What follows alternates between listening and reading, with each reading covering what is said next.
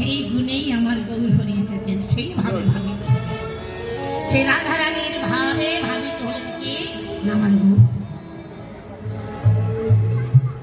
গৌর হরি কখনো কৃষ্ণ ভাবে ভাবিত হন, কখনো রাধা ভাবে ভাবিত হন, কখনো গোপী ভাবে ভাবিত হন।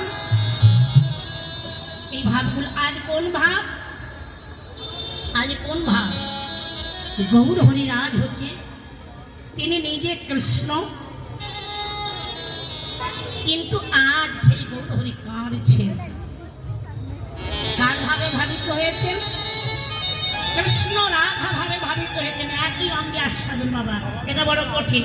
বললেন কৃষ্ণ লীলাটা বোঝা যায়, নাটকের ছেলে করে না, না আসলে করে না, নাটক করে না। কৃষ্ণ লীলাটাকে বোঝা যায়, কিন্তু চৈতন্য লীলাটা বড় বোঝা